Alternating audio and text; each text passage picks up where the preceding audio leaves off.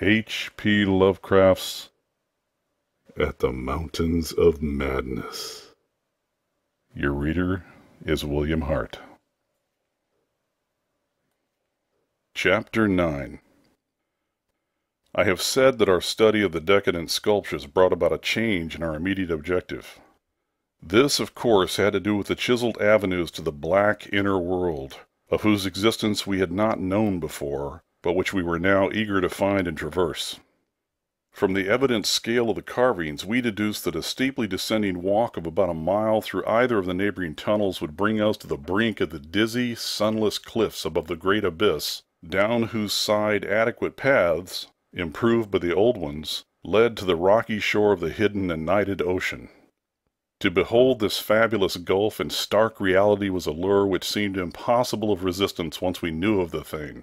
Yet we realized we must begin the quest at once if we expected to include it on our present flight. It was now 8 p.m., and we had not enough battery replacements to let our torches burn on forever. We had done so much of our studying and copying below the glacial level that our battery supply had at least 5 hours of nearly continuous use, and despite the special dry cell formula would obviously be good for only about 4 more, though by keeping one torch unused, except for especially interesting or difficult places, we might manage to eke out a safe margin beyond that. It would not do to be without a light in these cyclopean catacombs. Hence, in order to make the abyss trip, we must give up all further mural deciphering.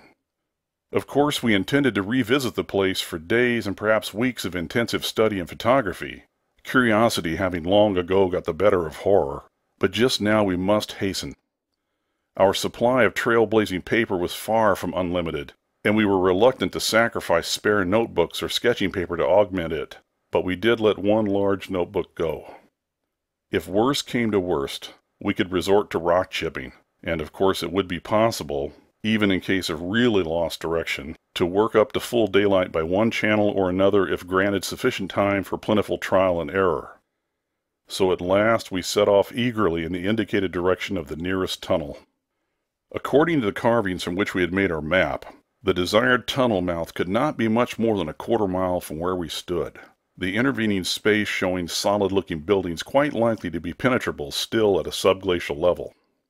The opening itself would be in the basement, on the angle nearest the foothills, of a vast five-pointed structure of evidently public and perhaps ceremonial nature, which we tried to identify from our aerial survey of the ruins.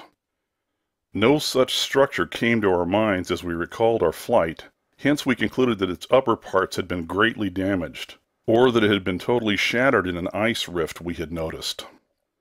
In the latter case, the tunnel would probably turn out to be choked, so that we would have to try the next nearest one, the one less than a mile to the north. The intervening river course prevented our trying any of the more southerly tunnels on this trip, and indeed, if both of the neighboring ones were choked, it was doubtful whether our batteries would warrant an attempt on the next northerly one, about a mile beyond our second choice.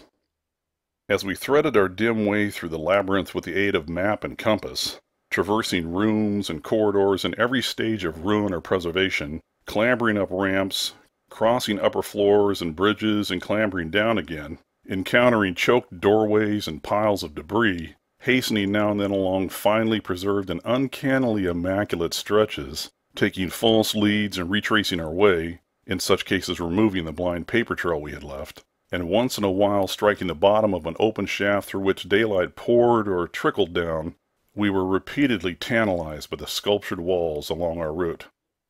Many must have told tales of immense historical importance, and only the prospect of later visits reconciled us to the need of passing them by.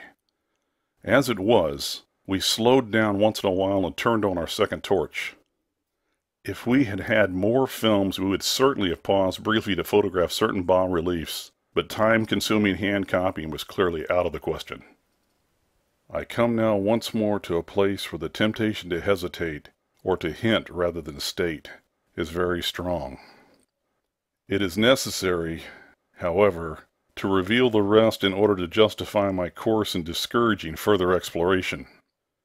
We had wormed our way very close to the computed side of the tunnel's mouth, having crossed a second-story bridge to what seemed plainly the tip of a pointed wall, and descended to a ruinous corridor especially rich in decadently elaborate and apparently ritualistic sculptures of late workmanship, when, about 8:30 p.m., Danforth's keen young nostrils gave us the first hint of something unusual. If we had had a dog with us, I suppose we would have been warned before. At first we could not precisely say what was wrong with the formerly crystal pure air, but after a few seconds our memories reacted only too definitely. Let me try to state the thing without flinching.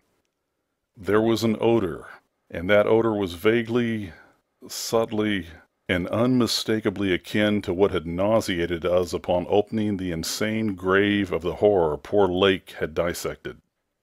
Of course, the revelation was not as clearly cut at the time as it sounds now. There were several conceivable explanations, and we did a good deal of indecisive whispering.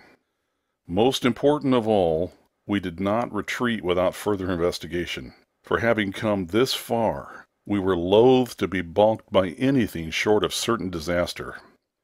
Anyway, what we must have suspected was altogether too wild to believe. Such things did not happen in any normal world. It was probably sheer irrational instinct which made us dim our single torch, tempted no longer by the decadent and sinister sculptures that leered menacingly from the oppressive walls, and which softened our progress to a cautious tiptoeing and crawling over the increasingly littered floor and heaps of debris. Danforth's eyes as well as nose proved better than mine, for it was likewise he who first noticed the queer aspect of the debris after we had passed many half-choked arches leading to chambers and corridors on the ground level.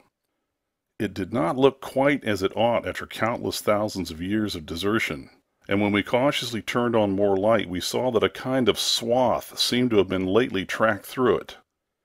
The irregular nature of the litter precluded any definite marks, but in the smoother places there were suggestions of the dragging of heavy objects. Once we thought there was a hint of parallel tracks, as if of runners.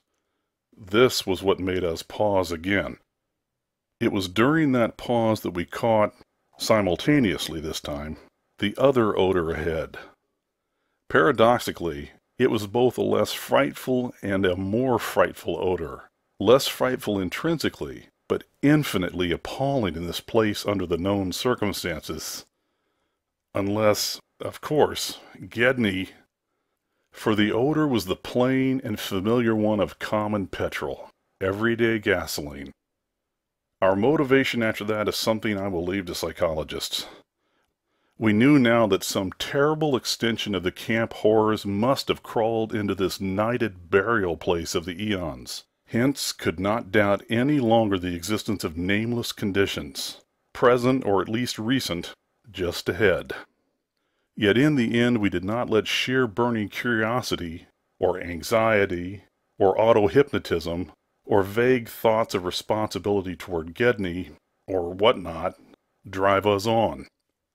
Danforth whispered again of the print he thought he had seen at the alley turning in the ruins above, and of the faint musical piping, potentially of tremendous significance in the light of Lake's dissection report despite its close resemblance to the cave-mouth echoes of the Windy Peaks, which he thought he had shortly afterward half heard from unknown depths below. I, in my turn, whispered of how the camp was left, of what had disappeared, and of how the madness of a lone survivor might have conceived the inconceivable, a wild trip across the monstrous mountains and a descent into the unknown primal masonry. But we could not convince each other, or even ourselves, of anything definite. We had turned off all light as we stood still, and vaguely noticed that a trace of deeply filtered upper day kept the blackness from being absolute. Having automatically begun to move ahead, we guided ourselves by occasional flashes from our torch.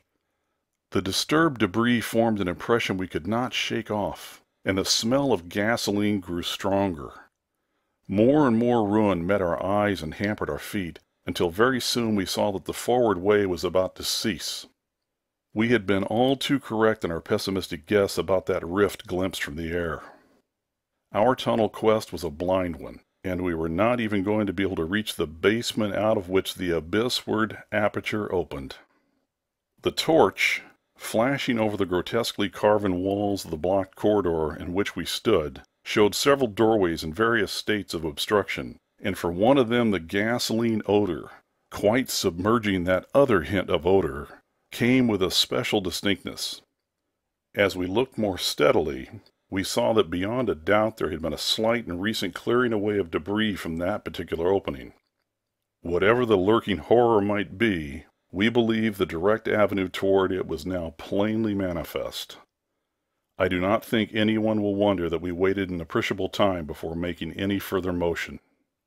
And yet, when we did venture inside that black arch, our first impression was one of anticlimax. For amidst the littered expanse of that sculptured crypt, a perfect cube with sides of about 20 feet, there remained no recent object of instantly discernible size, so that we looked instinctively, though in vain, for a farther doorway. In another moment, however, Danforth's sharp vision had descried a place where the floor debris had been disturbed, and we turned on both torches full strength. Though what we saw in that light was actually simple and trifling, I am none the less reluctant to tell of it because of what it implied.